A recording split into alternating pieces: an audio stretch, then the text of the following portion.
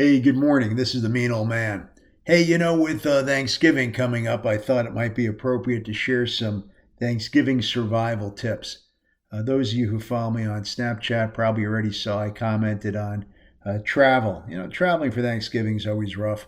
I'm not going to repeat it here, but bottom line, once you leave the house, there's really not much you can do to control when you're going to get there. You've got all kinds of delays, travel issues, weather. My attitude was after a while, hey, when I get there, I get there. Don't stress about it. Made for a much more relaxing trip. So, all right, a lot of you are going wherever you're going to see family, going to go see friends, maybe going quote unquote home where you grew up, things like that for Thanksgiving. Some of you may or may not know, but Wednesday is known as Drinksgiving or Blackout Wednesday. It's considered to be the busiest bar night of the year. It's where a lot of people get together. Everybody comes home for the holiday and it gives them a chance to catch up with high school buddies, college friends, cousins you haven't seen forever, stuff like that. So, something to think about. Try to do it in moderation. Make sure you don't get overserved. Whatever you do, make sure you're not drinking and driving. Uber, Lyft, make it real easy. There's no excuses. When you leave the house, take an Uber, and when you come home, take an Uber. But you should also probably think about the fact that if you're going to go stay at mom and dad's, they may not have Gatorade or Powerade or whatever your preferred anti-hangover liquid is. So you might want to stock up on some aspirin, some Gatorade before you go out. The other thing to consider is there's nothing worse than hanging out with drunk Uncle Ned on Thanksgiving when you're hungover. You're going to want to just shoot yourself. It's miserable. So, my best advice to people for Wednesday night, the night before, just do it in moderation, man. Have one, have two. Don't get lit. You'll feel a lot better on Thanksgiving. This year with everything that's going on, I would really encourage you to maybe try to set some ground rules at Thanksgiving. I'm telling people if you're the host, really, man, tell people to avoid politics. You're not going to change anybody's mind. All you're going to do is just piss people off and create a lot of tension. So definitely you want to stay away from anything to the right or the left if you could possibly help it. Another thing about drunk Uncle Ned, and Uncle Ned will get popped. Chances are he's going to have one too many and tell you about when he was his age. Either all the beer he drank or all the chicks he slept with or all the stupid crap he did. And try to humor him. I mean, there's that old Toby Keith song, I ain't as good as I once was, but I'm as good once as I ever was. And for, Uncle Ned, there's a good chance that, well, those were his glory days, man.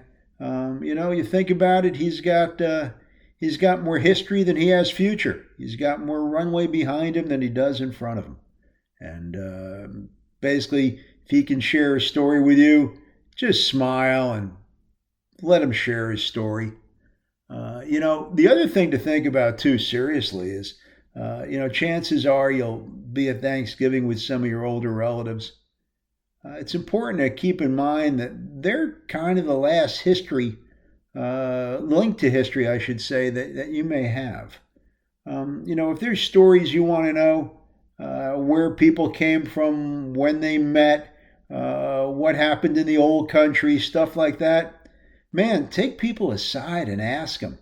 They'll tell you, but it's important to understand that, once grandma or great grandpa are gone, that history's gone too. I can't tell you the chances I had that I regret missing where I didn't ask people to tell me about just more family things, how people got to this country, some of the stories about relatives, things like that. So, you have an opportunity. You should sit, you should listen. When Aunt Edna starts taking out the pictures, maybe it's a good time to take a pencil and kind of write on the back who those people are.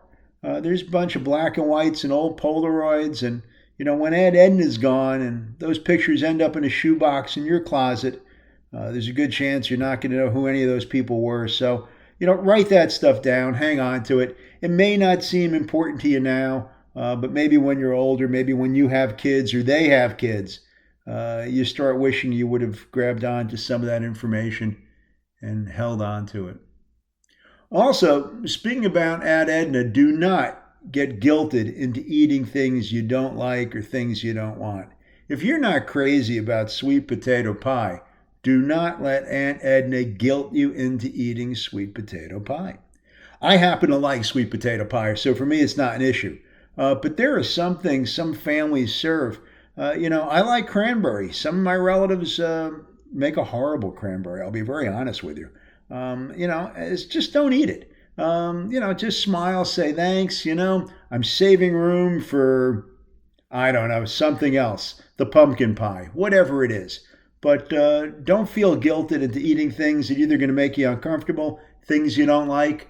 There's no reason to. Another thing to think about too is that a lot of people are traveling. If you possibly can, give yourself a little time on Sunday.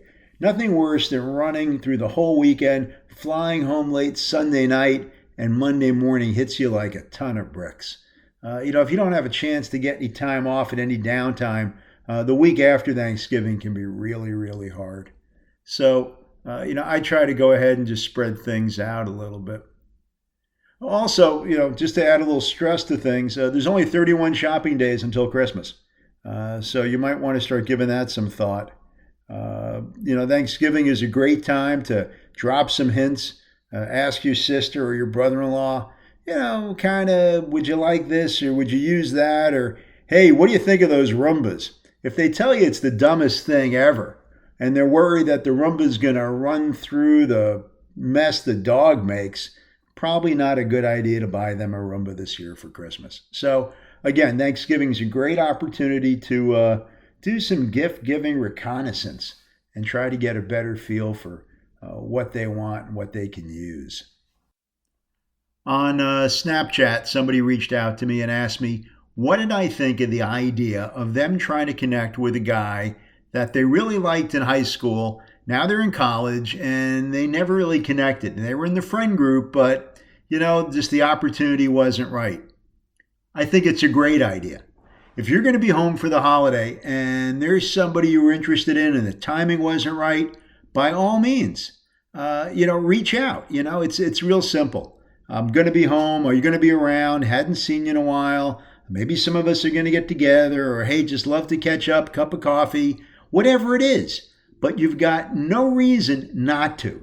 For those of you who follow me on Snap, you've probably heard me say this. You miss 100% of the shots you don't take.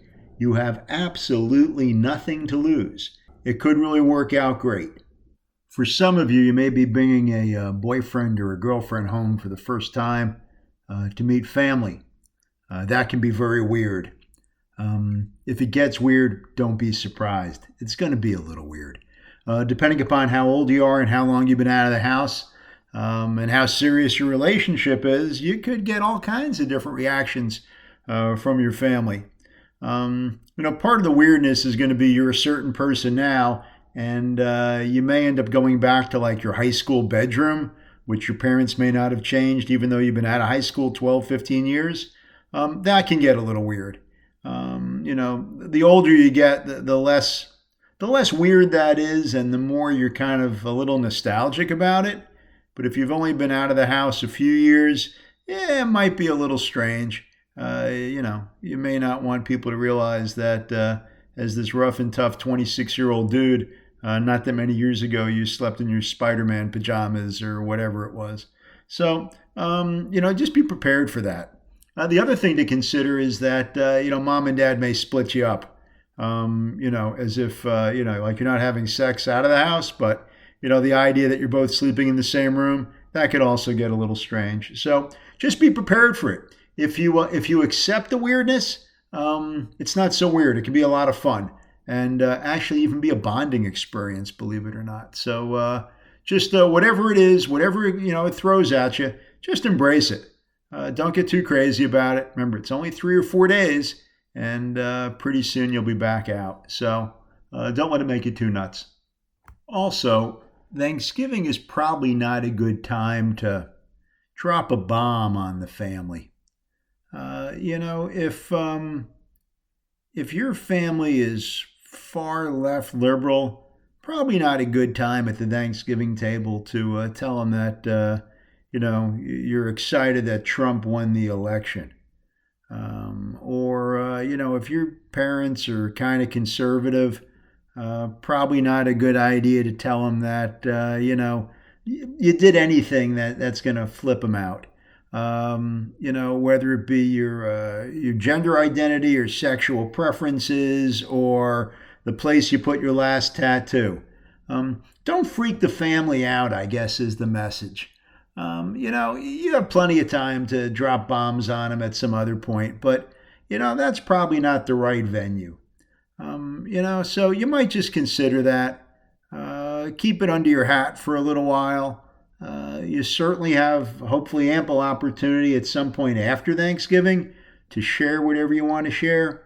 But chances are throwing some disruptive type of idea out in the middle of the Thanksgiving table is probably not the best bet. But getting together with everyone, especially relatives and friends you care about, is a great opportunity to let them know you care. I can't stress this enough. If there are people in your life you love, let them know you love them.